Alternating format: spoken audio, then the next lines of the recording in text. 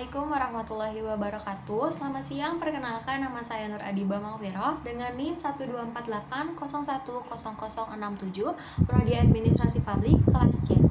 Pada kesempatan kali ini saya akan memaparkan dan mepresentasikan hasil dari wawancara yang telah saya lakukan dengan salah satu tokoh agama, yaitu Pak Ustadz Agus, yang dimana pada wawancara kali ini saya membahas tentang asbabun nuzul atau sebab-sebab turunnya Al-Quran untuk memenuhi tugas UAS mata kuliah Ulumul Quran dengan dosen pembimbing Bu Ai Samratul.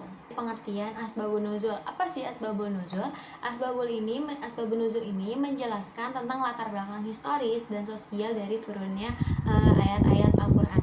Menurut tokoh agama yang saya wawancarai, tanpa pemahaman terhadap asbabun nuzul, seseorang ini dapat dengan mudah dan terjerumus ke dalam penafsiran yang salah, bahkan yang lebih ekstrim lagi. Oleh karena itu, asbabun nuzul ini tuh memiliki kedudukan penting dalam studi tafsir sebagai alat bantu untuk memahami pesan-pesan secara utuh dan relevan dalam kondisi zaman seperti sekarang ini. Berikutnya adalah hikmahnya turunnya Al-Quran secara bertahap. Karena jujur saya tuh penasaran banget kenapa Al-Quran itu nggak turun secara bersamaan, kenapa harus bertahap. Nah, narasumber di sini menjelaskan bahwasannya ini tuh menunjukkan kasih sayang dan kebijaksanaan Allah Subhanahu wa taala kepada Nabi Muhammad dan juga umat Islam. Nah, narasumber juga menjelaskan bahwasannya Al-Quran ini tuh tidak turun secara sekaligus, melainkan sedikit demi sedikit sebagai respon terhadap peristiwa-peristiwa tertentu seperti perperangan, persoalan hukum, dan juga krisis sosial.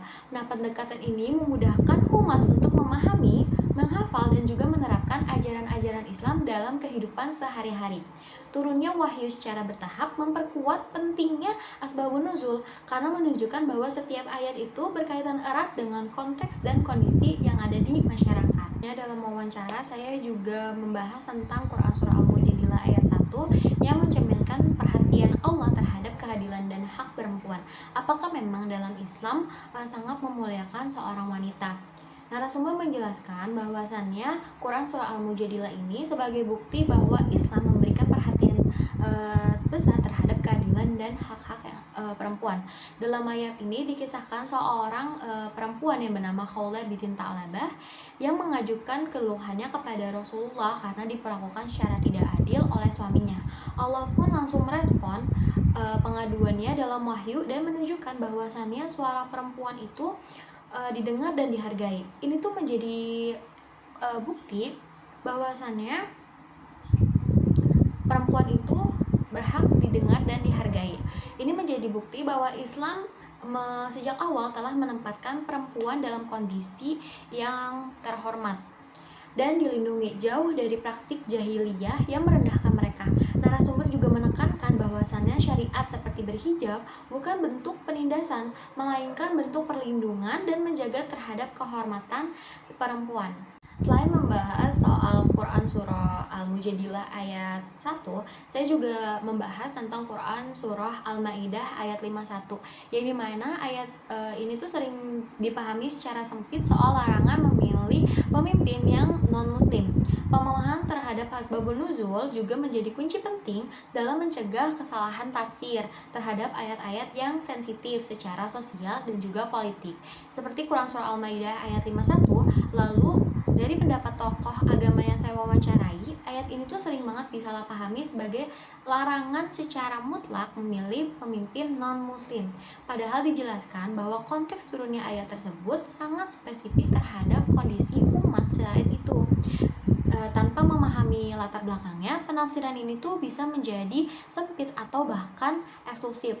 Narasumber juga menyampaikan bahwasannya dalam konteks darurat, misalnya negara non-muslim, pilihan ini tuh bisa saja berbeda. Namun di negara muslim seperti di Indonesia, memilih pemimpin memilih pemimpin muslim merupakan bagian dari tanggung jawab moral dan ikhtiar dalam menjaga nilai-nilai Islam.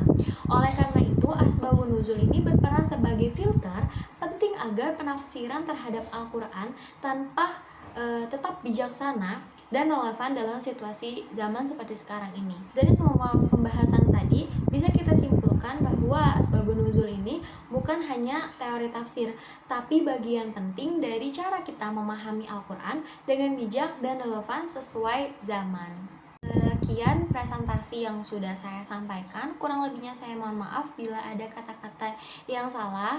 Mohon dimaafkan. Terima kasih. Wabillahi taufiq wal hidayah. Wassalamualaikum warahmatullahi wabarakatuh.